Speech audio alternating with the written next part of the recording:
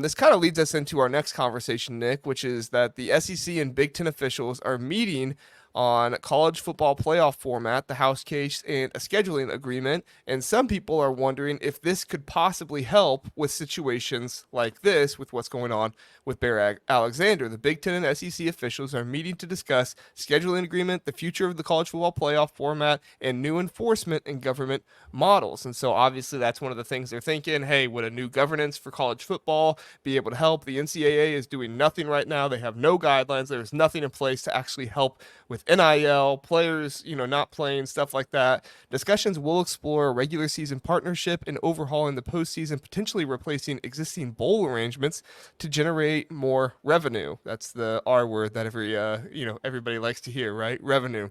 The SEC and the Big Ten hold decision-making power over future college football playoff formats, with debates on expanding the playoff to 12 or 14 teams, balancing automatic qualifier and at-large spots. Plans include a third-party enforcement model for revenue sharing agreements and exploring a governance structure that may further subdivide Division One. So I know you've been kind of thinking about this, Nick. I sent this to you earlier today, but I mean, in your opinion, could this joint partnership between the Big Ten and the SEC? I mean, there's already been rumors about this before, but then meeting once more just further kind of brings this along. Could a joint partnership by the Big Ten and SEC resolve some of the problems in college football today, like NIL, scheduling, the college football playoff format, all those kind of things? What's your thoughts? I don't know if it will resolve any of the problems, but I do think it will be a beneficial partnership for both conferences. I mean, with scheduling, just seeing how many viewers were watching the Texas versus Michigan game. I think it was like 9.19 Yeah, it was like 9 million. million or something like that. Yeah. Yeah. And I was at that game. It was an outstanding experience. I just think like having more SEC and Big Ten matchups will be beneficial. Like just seeing like maybe Ohio State versus Georgia would be a great matchup in the future. So I think the scheduling can improve and make more. They'll end up making more revenue opportunities for both conferences. And then with NIL, I think it's really hard to fix right now unless they get like the NCAA is probably not going to do anything. So if they get some new governing ordinance, like you're saying, then maybe they can regulate it more. But I think it's a very hard thing to regulate. I mean, these universities were profiting off these athletes for years without them getting any money. So I do think they deserve some compensation, but I do agree that it is kind of getting out of control.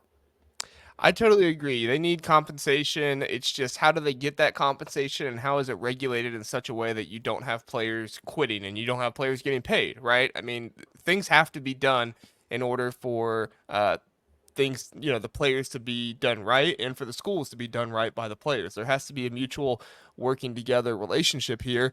And I feel like you with the NCAA, they're not going to do that. They're not going to put those things in place. They're not going to fight for this because at this point, they just put their hands up in the air and said, we can't do anything. Well, let's get some people in here who can do something, right? Let's get the Big Ten and the SEC to come together and say, look, every single athlete that plays in the Big Ten and the SEC is going to be under contract.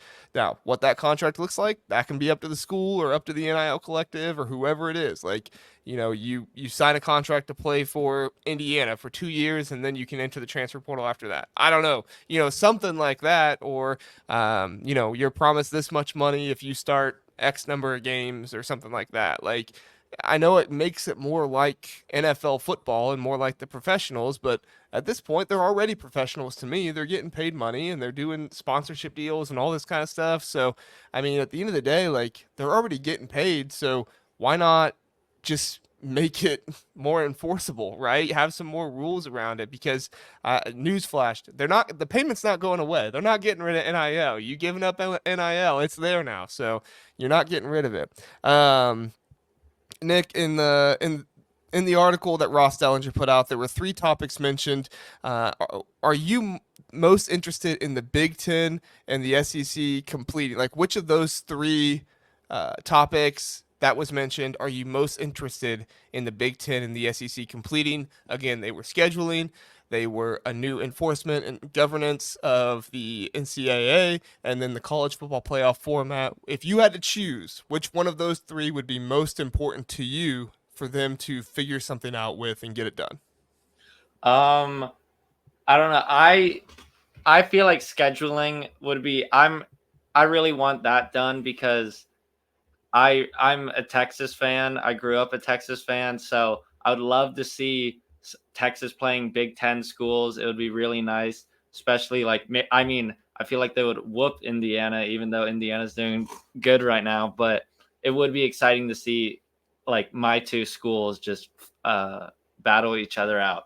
And then I feel like there's so many good opportunities for really entertaining football games if they can schedule the two conferences to play each other, like just a couple games and before they start conference play. I agree. Yeah, scheduling would be awesome. I mean, right now you kind of have like an ACC, SEC challenge going on in college football. I know that's going on in college basketball, but you kind of have that going on a little bit because of all the rivalries you have shared between the SEC and the ACC, which is unfortunate because I do think, yeah, I mean, for us as Big Ten fans, pretty much all of our rivalries are in the conference, so we're not really too worried about it other than like Notre Dame and Michigan. I don't even know if Michigan still considers Notre Dame a rival or not. But Yeah. like USC and Notre Dame are rivals, and so at this point, maybe just Notre Dame should join the conference, right? just come on in.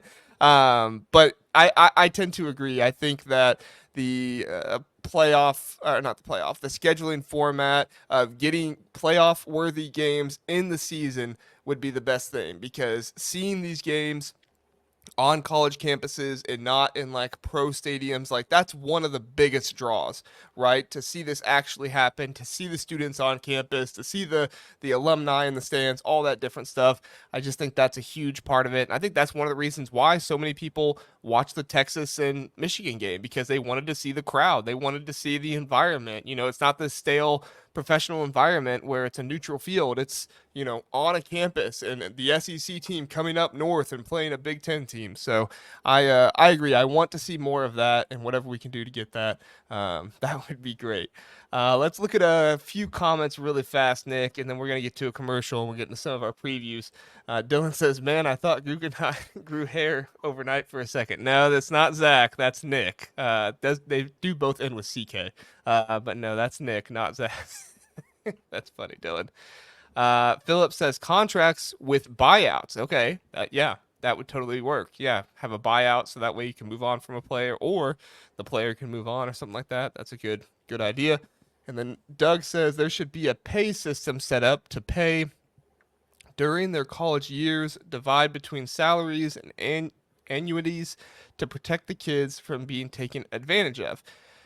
Yeah, I definitely think there needs to be some stuff put in place to make sure the kids aren't taken advantage of. To me, right now, the biggest thing are the agents and like the fake agents that are like your third uncle, right? Who it's the first time you've ever met him, and now he's like wheeling and dealing all your deals for you in college, and he's making 50% of what you make, which, is just kind of crazy to me.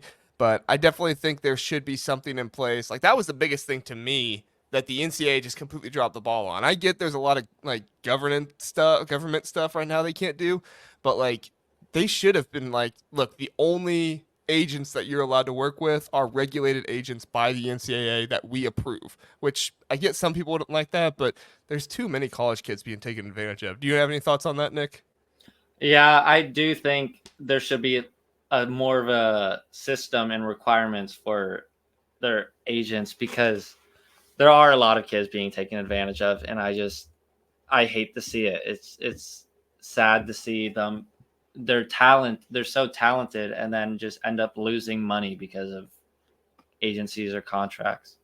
I totally agree. Totally agree.